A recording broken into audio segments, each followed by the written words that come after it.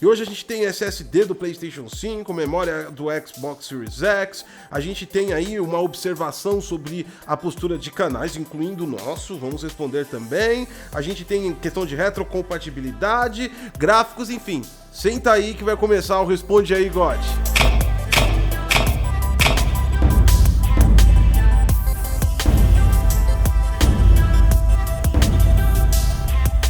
Fala, galera do Geek, eu sou o God Cos e você tá no Detonando Geek. Hoje é dia do nosso programa Responde Aí, God, onde a gente faz lá a pergunta em nossa comunidade do YouTube. A galera manda as perguntas e a gente escolhe as perguntas pra responder pra vocês. Vamos ver quais são as perguntas que nós responderemos hoje. E fica ligado, se inscreve no canal e principalmente ativa a notificação, porque a gente faz as perguntas pela comunidade do YouTube, nenhuma outra rede social Detonando Geek. Deixa o like, se inscreve no canal, compartilha e ajuda como você tem ajudado a engajar esse conteúdo que é super relevante para todos os nossos inscritos. Vambora! Vamos lá, o David Marques, outra de SSD. Afinal, o SSD dos dois consoles terão realmente um grande impacto na forma como os jogos serão feitos e jogados? Como diz a Sony em relação ao PlayStation 5? Vamos lá então.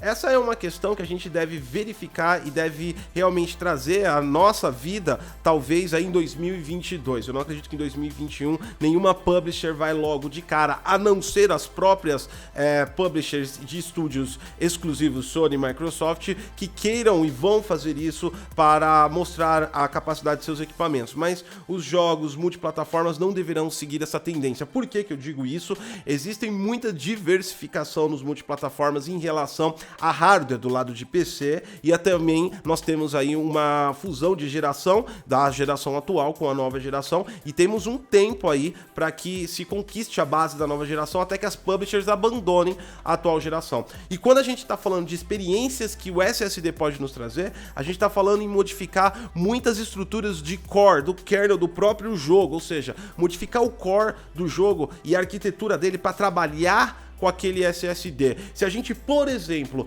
criar um jogo onde tem um loading contínuo, ou seja, durante a nossa jogabilidade ele já vai carregando o futuro pra gente que é possível com SSD, perceba que a gente tem, do ponto de vista de desenvolvedor, aplicar isso na engine gráfica, ou seja, não é um loading que tem que esperar, ele vai ter que ser carregado durante o gameplay, o que não é compatível com um disco mecânico, por exemplo, de uma versão de PC. Logo, a produtora teria que fazer duas versões. Então, até que isso se equipare e os desenvolvedores consigam trabalhar de modo híbrido e consigam entender melhor essas divisões de plataformas que nós temos e ainda vamos ter por um tempo, eu acredito que nós não vamos aproveitar. Mas quando chegar esse momento, provavelmente nós aproveitaremos isso. Loadings instantâneos dos SSDs e carregamento de largura de banda maior para as memórias, fazendo com que nós tenhamos mais objetos na tela e nós tenhamos loads mínimos também. A questão do mais objetos na tela já pode ser verificada nos jogos que estão sendo anunciados aí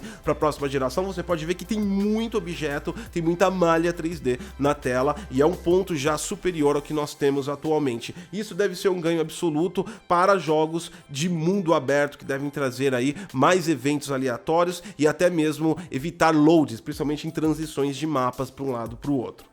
O Dante DMC, vamos lá, tem uma observação interessante aqui.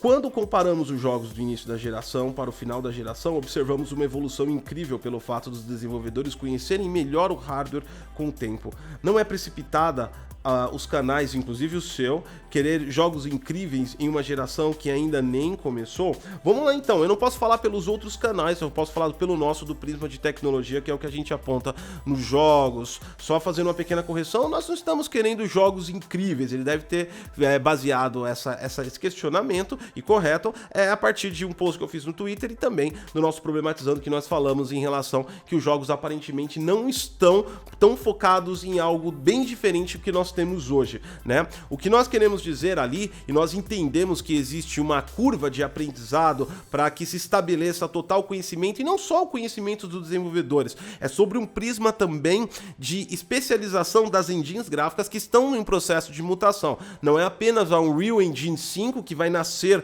ano que vem, né? Todas as outras proprietárias estão passando por um processo de migração e elas estão lançando jogos durante esse processo de migração, então nós temos uma fusão de passado e futuro se mesclando, e é perfeitamente normal, como você falou. No entanto, a gente tem um aprimoramento e uma oportunidade de mostrar mais e trazer mais experiência para o player, mesmo de cara agora. A gente consegue oferecer maiores contagens de FPS, a gente consegue oferecer, por exemplo, tecnologias que já estão desde 2017 através da NVIDIA RTX, como o Ray Tracing, de maneira mais ampla do que atualmente está sendo apresentado nos trailers. Então é essa crítica, mesmo que a gente não tenha aí o jogo perfeito da nova geração, já era possível explorar um pouco mais do que até agora foi mostrado. Também é importante ressaltar, e como eu já disse em live também no meu Twitter, a minha observação é pura e exclusivamente até agora. A gente sabe que daqui até o final do ano pode aparecer bastante coisa, e aí pode aparecer que exista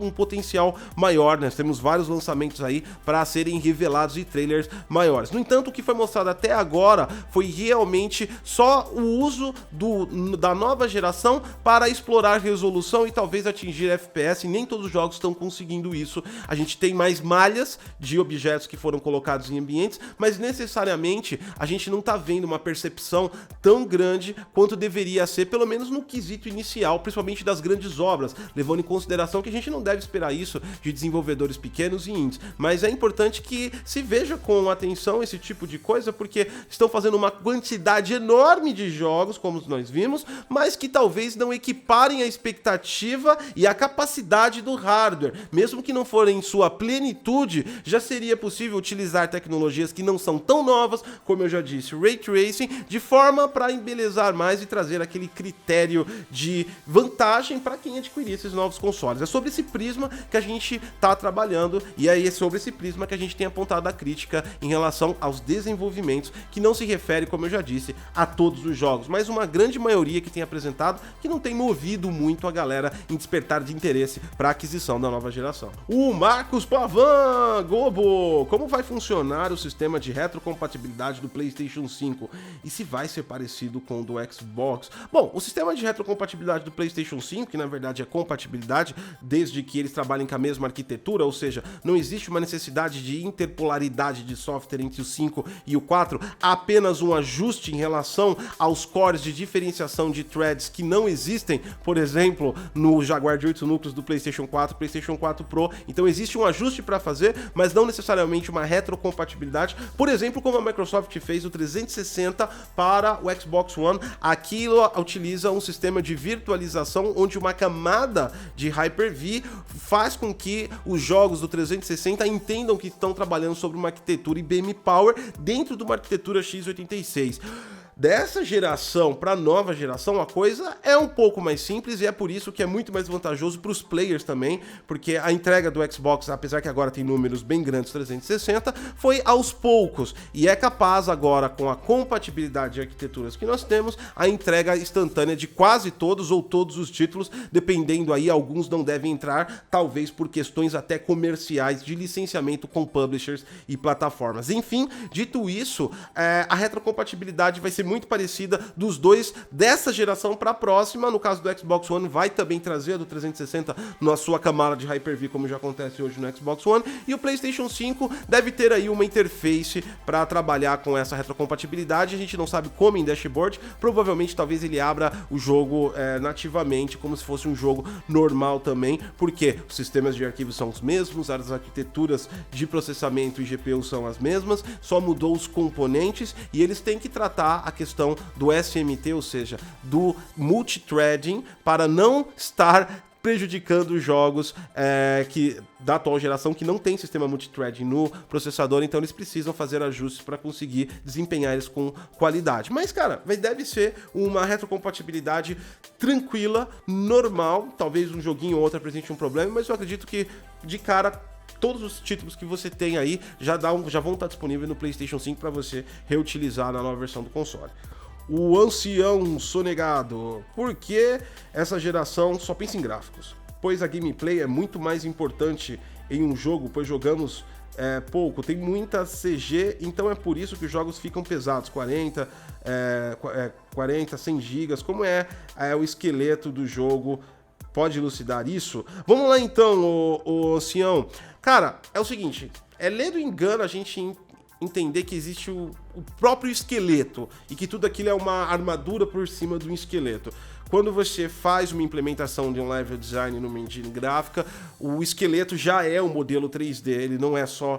a animação, a mecânica é feita por fora, mas já é incluído junto com o personagem, com a malha 3D. Então não existe em si um esqueleto. Toda aquela concepção que você vê na sua tela é desenvolvido daquele jeito, inclusive em formato visual, né? Não é códigos que as pessoas vão codificando e vai formando as figuras, não. Existem aí obras 3D que são empurradas e o level design, né, os desenvolvedores de nível mais acima, eles colocam dentro da level e começam a animar e começam a colocar. Uma coisa que é importante falar sobre as CGs, existem muitas aí por conta de uma cultura que nós temos de CGs, ou seja, computação gráfica, que tudo é computação gráfica, mas é importante, tem duas diferenças. A CG pós-processada, que é basicamente um filme dentro de um jogo, e a CG em render real. A CG em render real é basicamente o jogo rodando de forma autônoma sem entregar para o player os comandos, ou seja, ele não deixa você mexer naquilo porque você está vendo uma apresentação, mas aquilo está sendo rodado pelo seu console em real time, ou seja, é um processamento de GPU. Grande parte dos jogos, mais de 90% deles, já trabalham nessa geração com animações em CG de render real, que na verdade são sequências dos jogos. O que é importante entender é que tudo é importante num jogo, incluindo os gráficos também, né? É um prisma, é um conjunto. O gráfico é a identidade visual do jogo, o gráfico representa qual é a expressão. A gente pode observar, por exemplo, em jogos indies, onde tem um nível artístico totalmente diferenciado e também traz uma maior simplicidade, mas mesmo assim existe gráfico. Um gráfico, mesmo que em 2D, por exemplo, que nem Limbo, que é apenas contornos ou figuras pretas, existe uma concepção artística para trazer você dentro daquele ambiente. Então aquilo não é só uma concepção de simplicidade para ajudar no desenvolvimento de uma equipe pequena. Aquilo também foi feito para trazer imersão para você dentro do enredo, que o enredo é seguido por quem? Pela mecânica, porque o enredo é contado na movimentação. A mecânica de um jogo, mecânica em física é o quê? Movimento, né? Então a mecânica é ligada ao movimento e a física do jogo é ligada à mecânica, porque o movimento vai trazer colisões, quedas, ações, pulos e todos os outros tipos de coisas que nós conhecemos no jogo. Perceba como não é só uma questão de os gráficos, existe os gráficos, existe as CGs que servem para fazer as ligações entre as histórias de jogos, principalmente em campanhas single players, e existe também a ligação com a mecânica. Tudo tem que ser conectado. O importante de tudo isso é que se uma equipe escolhe fazer uma obra com gráficos incríveis, ela tem a ciência de que ela vai gastar muito para produzir essa obra, ela precisa de profissionais muito requisitados, porque ela também vai ter que trabalhar na mecânica, na física. Então, na minha visão e na minha concepção, eu não vejo que o gráfico não é uma necessidade. Aliás, o gráfico, quanto mais ele puder ser realista, mesmo em tool models, mesmo que não seja uma apresentação do ser humano em si, mas talvez um personagem de sci-fi, um monstro, alguma coisa, o gráfico é importante para te trazer imersão, para te trazer a obra, para te colocar dentro da história, para você ter um nível de realidade. A indústria de tecnologia em geral sempre tenta trabalhar para trazer o máximo de realidade. Se você for ver tudo que é virtual, não só jogos, a internet, por exemplo, é sempre uma simulação da vida real. Ou seja, a ideia binária, né, vem da física clássica e ela tenta reproduzir um mundo real dentro de um mundo virtual. Então, a necessidade de colocar gráficos cada vez maior faz parte de um sistema evolutivo natural de tecnologia também. Mas eu concordo com você em um ponto que não se pode colocar só gráficos e não trazer uma jogabilidade, porque aí o jogo não tem propósito algum. um é só uma obra para ser beleza. Então ele é um quadro, não é um jogo. Então a concepção dos dois mundos, da jogabilidade, mecânica, física e principalmente um enredo que prenda você, ou pelo menos um acesso a multiplayer, um action, alguma coisa que te prenda no jogo, é fundamental. Mas o gráfico também faz parte da essência do desenvolvimento do jogo, e as empresas que podem fazê-lo de maneira melhor, eu acho que devem sim investir cada vez mais nisso. E se você gostou de tudo isso, deixa seu like, se inscreve no canal, compartilha essa informação. Esse foi o Responde GOT de hoje e até a próxima. Ativa a notificação mesmo, cara, pra você participar do próximo. Eu sou o Goticose e até a próxima.